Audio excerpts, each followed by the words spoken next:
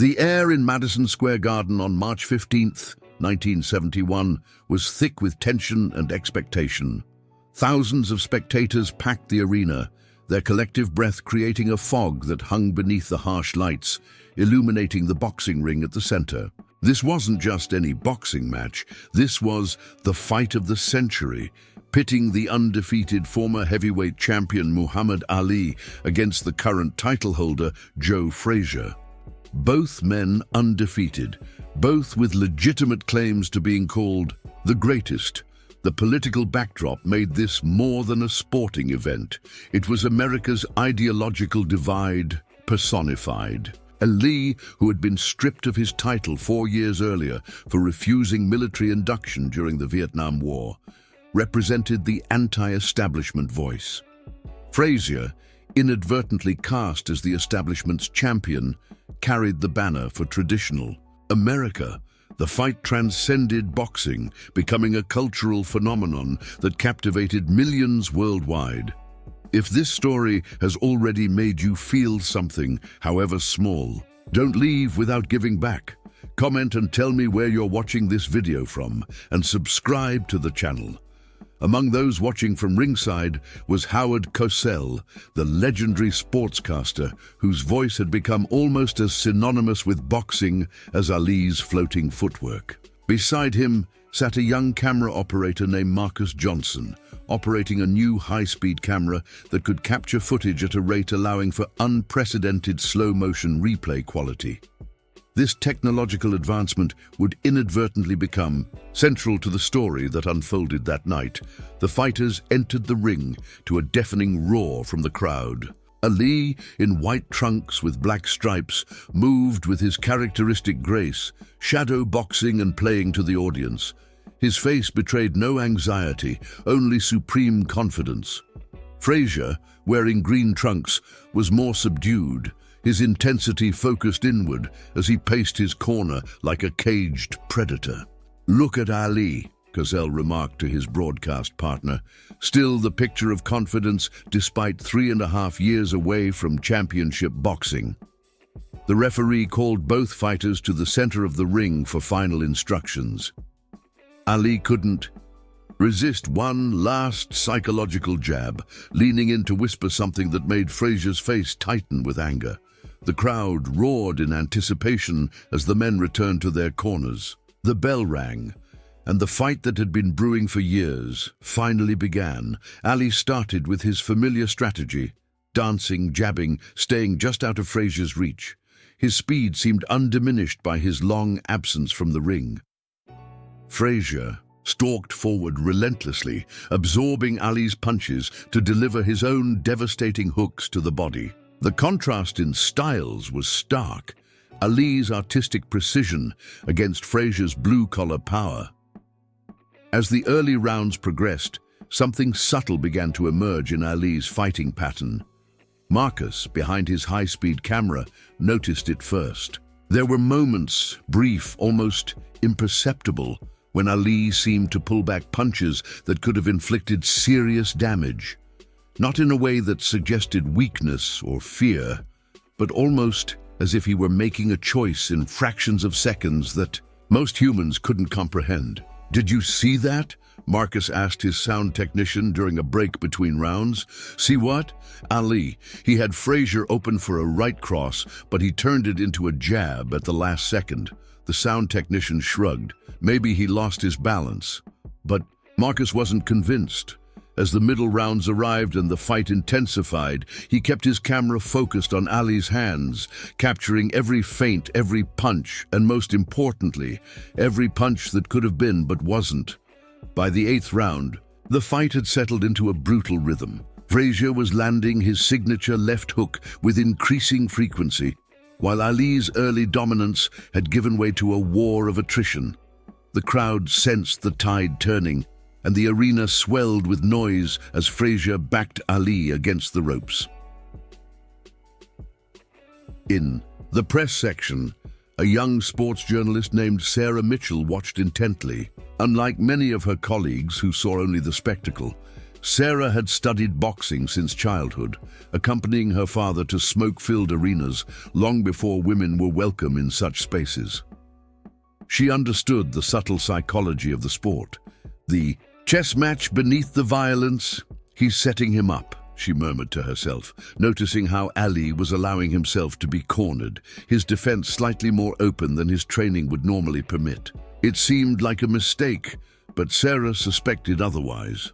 As Frazier pressed his advantage, the moment arrived.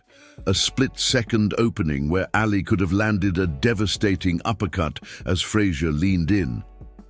In real time, it appeared that Ali simply missed an opportunity, throwing a glancing blow instead. The crowd groaned collectively at what seemed like a failure of timing.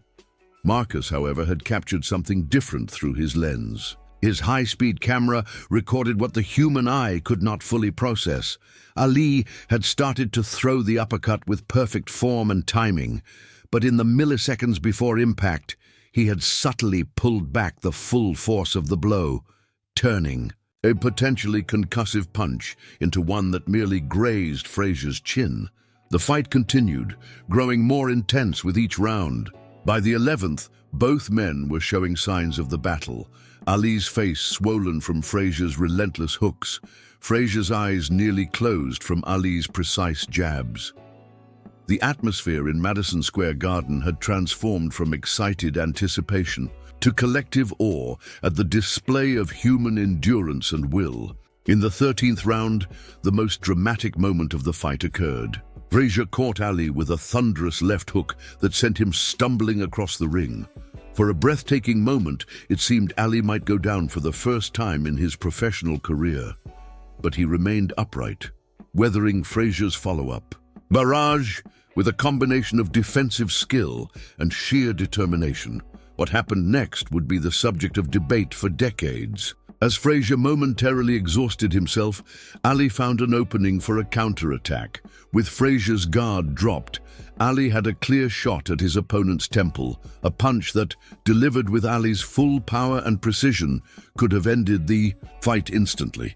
In real time, the punch appeared to land with moderate impact, enough to back Frazier up, but not enough to seriously hurt him.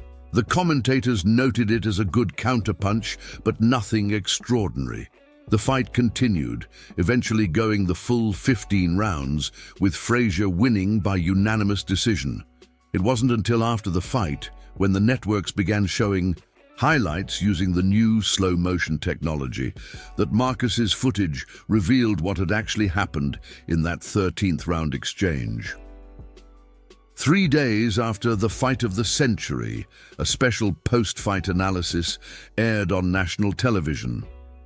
Howard Cosell hosted the program, which featured extended highlights utilizing the new slow-motion technology that Marcus Johnson had operated ringside.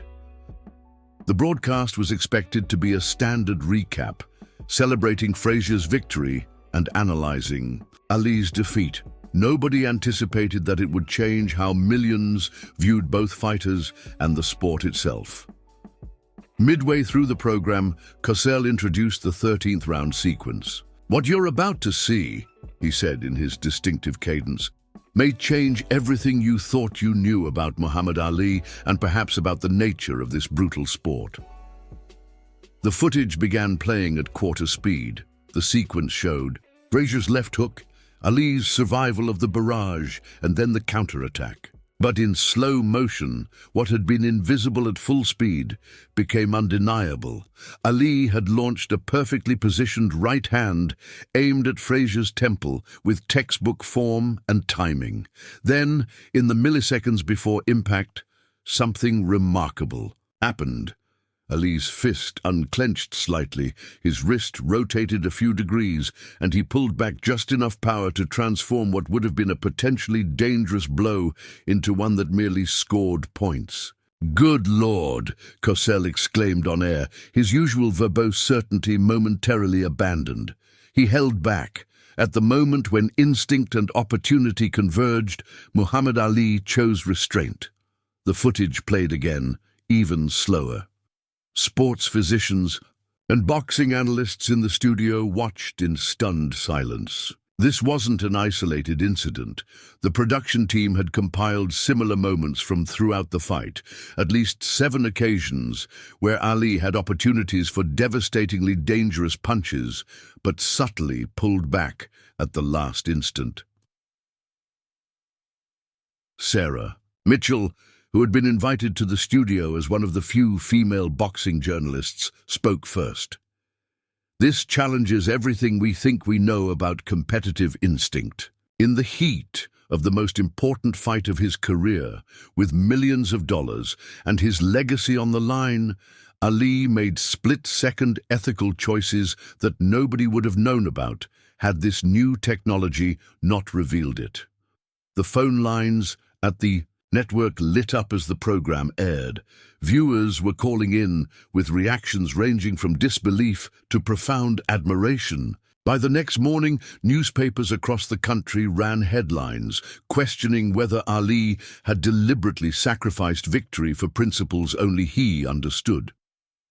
When reporters finally reached Ali at his training camp in Pennsylvania, his response was characteristically complex and poetic. A man who views the world at 50, the same as he did at 20, has wasted 30 years of his life, he said, quoting a proverb. I lost a fight. Joe won fair and square. But there are some victories that don't come with belts or titles. When pressed specifically about the pulled punches, Ali grew more philosophical. I told the world I was the greatest, not the most destructive. What's the use of a great fighter who leaves broken men in his wake? I want to beat men, not break them. That's between me, God, and now, I guess, your fancy cameras. Frazier's reaction was initially dismissive. Mind games, he told the Philadelphia Inquirer. Ali's trying to save face after I beat him clean. But privately, after viewing the footage multiple times, Frazier was troubled. The idea that his greatest victory might be tainted by his opponent's restraint challenged his understanding of their rivalry.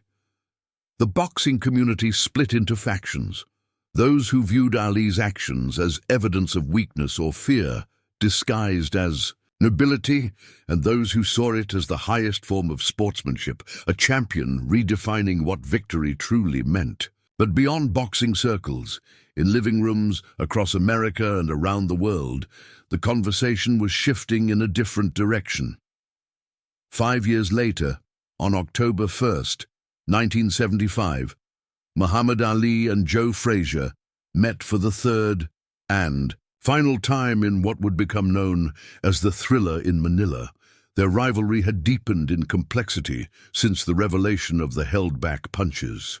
The two men were no longer just fighters, but symbols in an ongoing dialogue about sports ethics, restraint, and what it truly meant to be the greatest. Marcus Johnson was again behind the camera, having built his reputation on the footage that changed how people viewed boxing. His high-speed cameras were now standard at major fights, bringing a new level of scrutiny to a sport that had previously existed primarily in the moment. The Manila fight was different from their previous encounters. The brutality was unrestrained. On both sides, the animosity real and raw.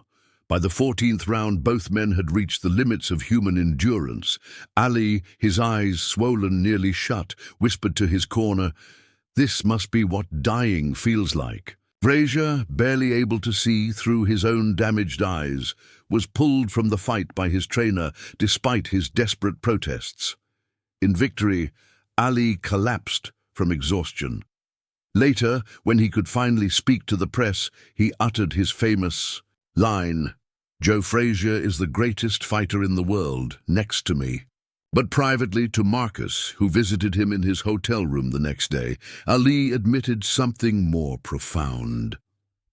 "That night in '71, what your camera caught, that wasn't just about Joe," Ali said, his voice hoarse from the fight.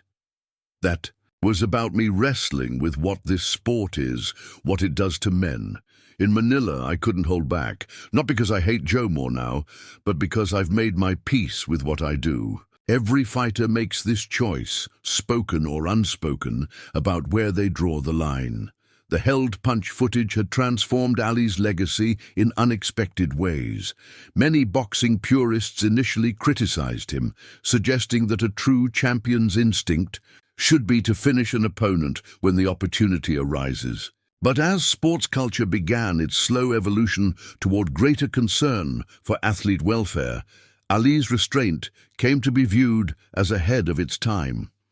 Sarah Mitchell, who had become one of America's most respected sports journalists, wrote in a 10th anniversary reflection, "What Ali showed us that night wasn't weakness, but a more complex form of strength. In a sport defined by the ability to hurt another human being, he demonstrated the equally important ability to choose not to."